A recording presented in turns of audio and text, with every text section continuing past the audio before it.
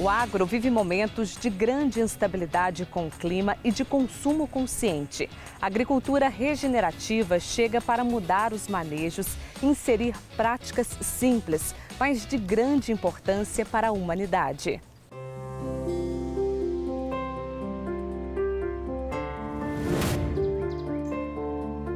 Porque o mundo busca sustentabilidade no agronegócio brasileiro. Eu estou no Cerrado Mineiro para responder essa pergunta para você.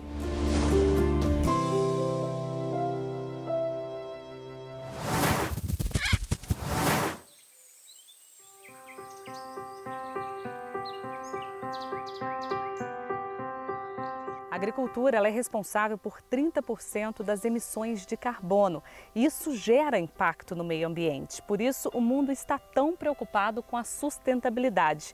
E eu estou aqui com o Felipe, que vai explicar para a gente por que o mundo está de olho nessa agricultura sustentável no Brasil. Maravilha. Então, a gente tem visto que realmente hoje as práticas agrícolas estão cada vez mais pressionando os nossos ecossistemas e não sequestrando, estocando esse carbono no solo e somente emitindo. E a gente tem a capacidade hoje e a inteligência baseada na natureza de imitar os processos da natureza para conseguir estocar e sequestrar esse carbono de volta para o solo. Uma das formas de implementar a sustentabilidade dentro da cadeia produtiva do agronegócio é investindo numa agricultura regenerativa. E quem vai explicar para a gente é o engenheiro agrônomo Gustavo, né? O que é esse novo modelo de agricultura regenerativa? Muito bem. A agricultura regenerativa é um modelo de produção que busca restaurar os ciclos naturais do ecossistema agrícola. Ou seja, antes de haver agricultura ali, havia um ecossistema natural que cumpria com várias funções, né? Especialmente o ciclo da água. Nós tínhamos solos que tinham capacidade de retenção de água, né? De segurar a água por muito tempo, mesmo durante a seca, né? De infiltrar a água da chuva, aproveitar melhor a água da chuva, né? E na maioria dos solos agrícolas hoje a gente não tem essa condição, né? Nós temos muitos problemas de erosão, que justamente são um efeito da falta da capacidade do solo de infiltrar água, por exemplo. Então a agricultura regenerativa é um conjunto de práticas que se baseia no que a natureza faz, nas práticas que a natureza utiliza para restaurar o solo.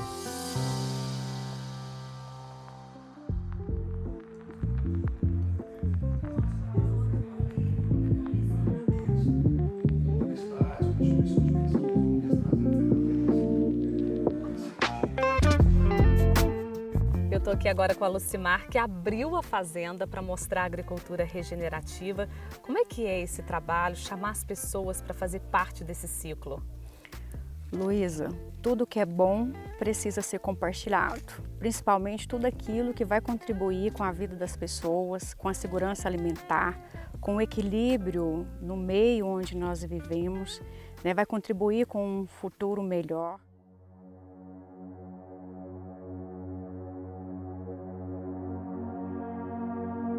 E por que a Fazenda decidiu fazer esse investimento, participar de um projeto como esse?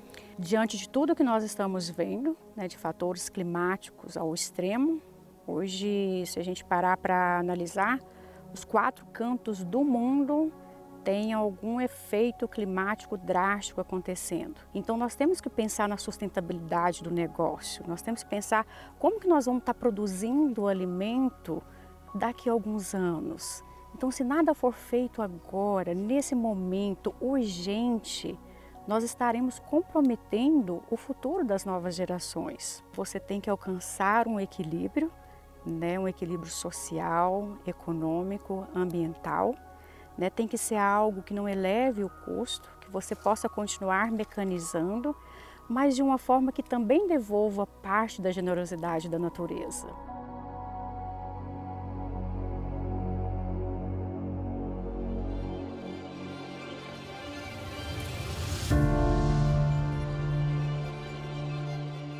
São práticas que baixam o custo. Então, em vez de você comprar um adubo químico, que hoje está uma fortuna a tonelada, você pode plantar uma planta que ela pega o nitrogênio do ar e põe no solo. Então a natureza está trabalhando e além de fixar os nutrientes no solo, é abrigo para os inimigos naturais das pragas. Você conseguiu reduzir a quantidade de insumos e químicos em lavouras? Sim, hoje a gente está em transição para orgânico, desde janeiro zero químico. Então a gente está usando esterco, composto como base de nitrogênio e as plantas de cobertura, fazendo um mix, como a mucuna, crotalária, a mistura entre adubos verdes. Tem plantas que o pólen dela aumenta o ciclo do bicho mineiro. Então é uma praga super grave no cerrado e se eu conseguir fazer que ele se replique mais devagar, eu estou ganhando.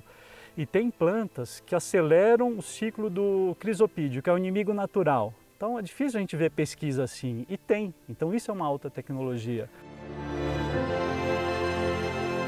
Cada planta cria um tipo de biodiversidade, né, no solo. Então, se você tem uma maior biodiversidade no solo, você tem uma maior competição desses micro-organismos benéficos com os micro-organismos que causam doenças, né, com os insetos que causam doenças.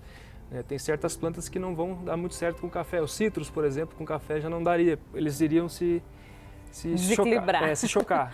Então, a gente pode utilizar abacate, pode utilizar seringueira, madeiras diversas, nós temos muitas madeiras no nosso país, temos mogno africano, cedro australiano, por aí vai. Existe sempre uma dúvida do produtor que é, e a mecanização? Tem que ser muito bem planejado. Por exemplo, essa área que foi plantado abacate, aqui da Gama Café, no meio da lavoura de café, é um lote de café especiais, eles colhem à mão.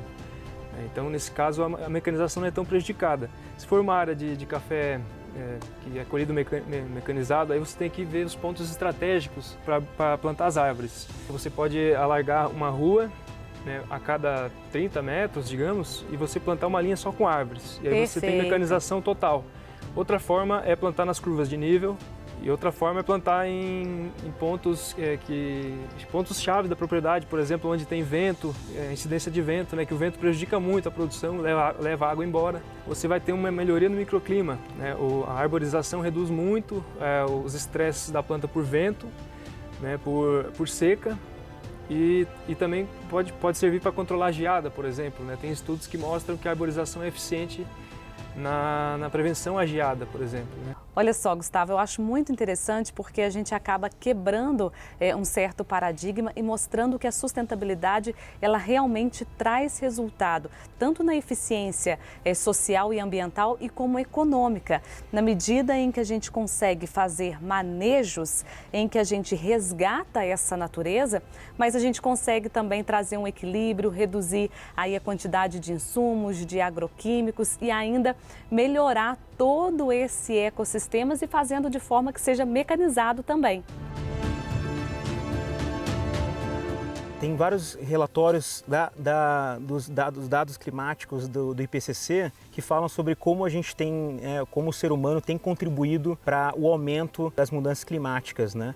E um dos grandes fatores é a energia, né? Então a queima de combustível fóssil, e a segunda maior é a agricultura, né? Então a agricultura tem um papel fundamental para a gente conseguir equilibrar essa quantidade de carbono que a gente está emitindo. E a única maneira da gente fazer isso é através de trazer esse carbono de volta para o solo, e a cobertura de biomassa no solo é fundamental para a gente recuperar essas áreas que hoje no Brasil já tem 130 milhões de hectares degradados. Sim. Por conta de pecuária de baixíssima produtividade e de outras práticas de monocultivo.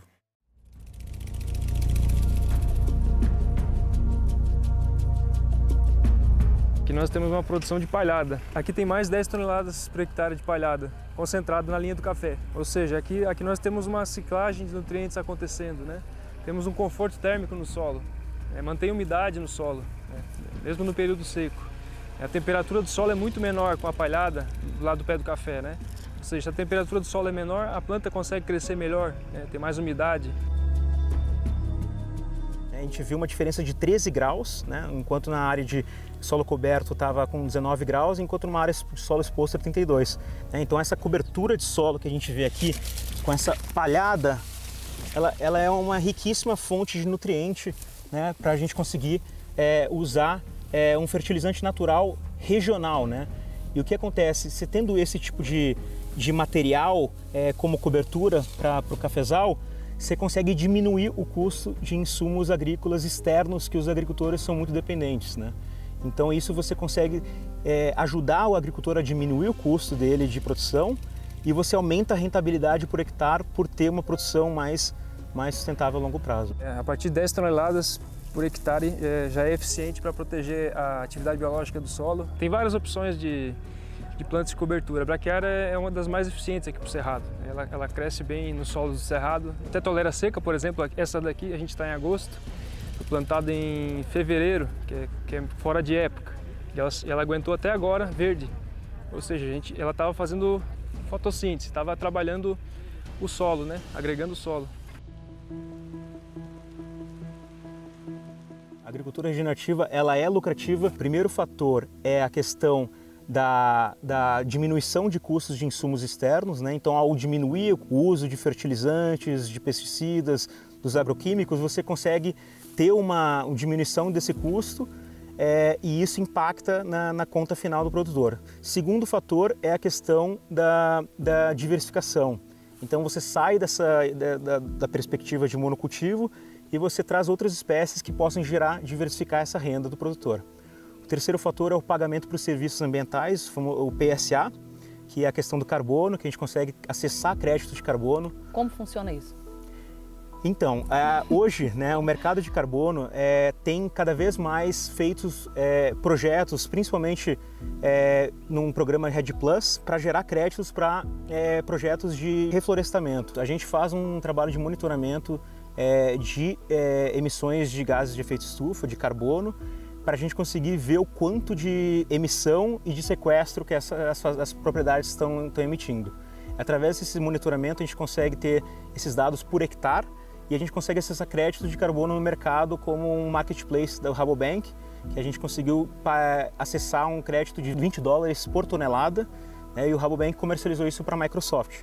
E a gente consegue acessar esses créditos de carbono para a agricultura regenerativa como um incentivo para produtores fazerem a transição. E aí o produtor que está lá já quer saber como é que eu posso participar de um projeto assim? Então agora a gente está criando um cluster, um portfólio de produtores que estão buscando essas tecnologias e a gente criar realmente uma rede forte no Brasil para tornar o agro brasileiro cada vez mais regenerativo. Eu falo muito que toda fazenda tinha que ter uma sócia, senão não dá certo. E quem que é essa sócia? A natureza. A gente tem que ajudar a natureza a nos ajudar. Então esse que é o ponto principal. E você parar para pensar nisso, pesquisar é demais, do que você apenas ver preço, né? Esse adubo custa tanto, esse tanto. Agora assim, que planta que eu vou usar? Quando que eu planto na última chuva para ter uma adubação de inverno? Isso é muito gostoso de pensar e rentável. E como se sente fazendo parte desse projeto? Feliz, muito feliz, orgulhosa. Não saberia descrever o quanto eu tenho orgulho desses projetos, o quanto eu tenho orgulho de receber as pessoas e mostrar tudo isso que nós estamos fazendo, poder incentivar outros a caminhar conosco, né? E deixar aí, todos nós juntos, somando força, um bom legado para o futuro. Vamos disseminar a agricultura regenerativa no Brasil. Para o futuro das novas gerações. O Play no Agro fica por aqui e você acompanha todas as informações desta edição nas redes sociais que aparecem aqui na tela. Até a próxima. Tchau.